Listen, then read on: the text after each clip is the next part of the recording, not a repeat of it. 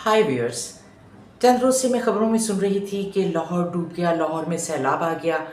तो मुझे बहुत तशवीश हुई क्योंकि मेरा ताल्लुक़ भी लाहौर से और मेरे बहुत से रिलेटिव्स लाहौर में रहते हैं। चुनांचे मैंने उन्हें फ़ोन किया और उनसे पूछा क्या खैर है सब। तो उन्होंने कहा हाँ हाँ बिल्कुल खैरियत है।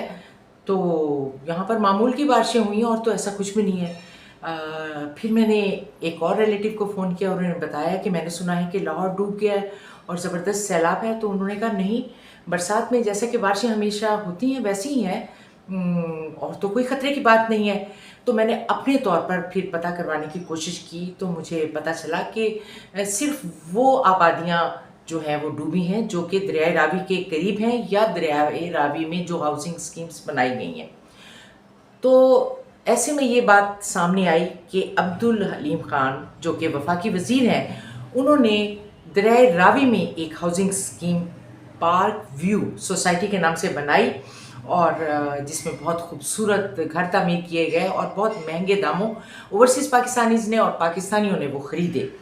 और चूँकि उस वक्त वो ज़मीन खुश्क थी तो लोगों को पता नहीं चला और उन्होंने वहाँ अपनी प्रॉपर्टीज़ बना ली। लेकिन जब बरसात आई और दरियाए रावी को तो वापस आना था, दरियाए रावी वापस आ गया तो फिर वहाँ पानी ही पानी था।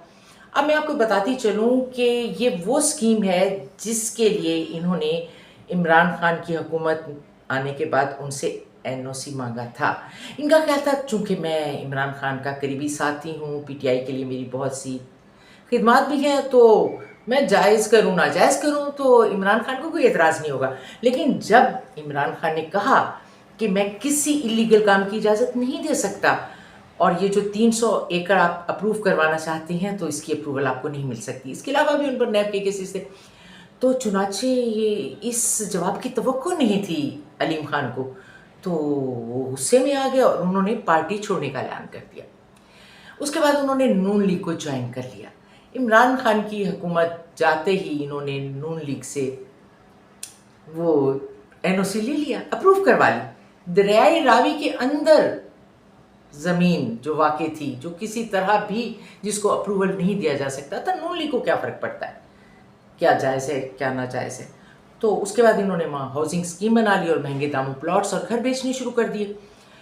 और देखिए दरिया जो होता है उसने तो वापस आना होता है ना। तो जब बरसात आई तो वो पानी वापस आ गया और लोगों के घर डूब गए और फिर वहाँ कोई ऐसा इंतज़ाम नहीं था कि लोगों को रेस्क्यू किया जाता या लोगों को मदद भिजवाई जाती।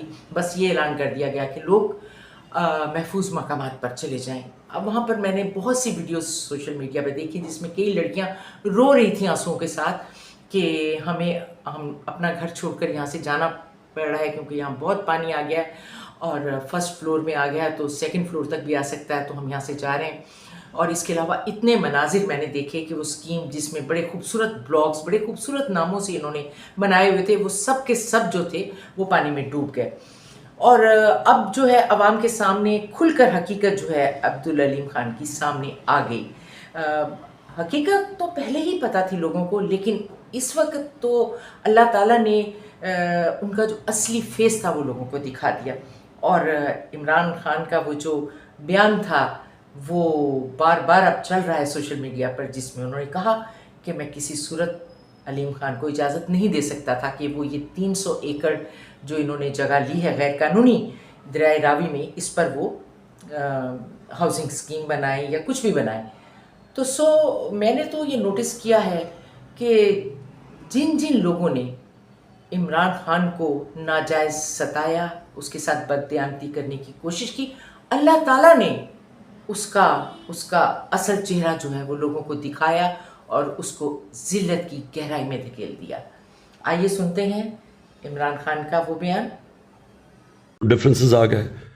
अलीम खान का ये है कि उन्होंने 300 एकड़ ज़मीन ले ली रावी के अंदर, वो लीगल करवाना चाहते थे और रावी के बेड के ऊपर इलीगल है ज़मीन। प्लस उनके केसेस नैब में भी थे, उनके केसेस ये पेंडोरास पेपर में भी उनका नाम आ गया। तो वो मेरे ख्याल में वो मेरे से एक्सपेक्ट करते थे कि जब क्योंकि हम पावर में हैं तो हम वही चीज़ें करें जो नवाज शरीफ और ये जरदारी करते आए हैं कि पावर में आके सारे गलत काम जायज़ करवा दें। तो डिफरेंसेस उधर से हुए हैं और अब वो जिधर चले गए हैं क्लियरली ये है कि उनके लिए करप्शन कोई इशू नहीं है।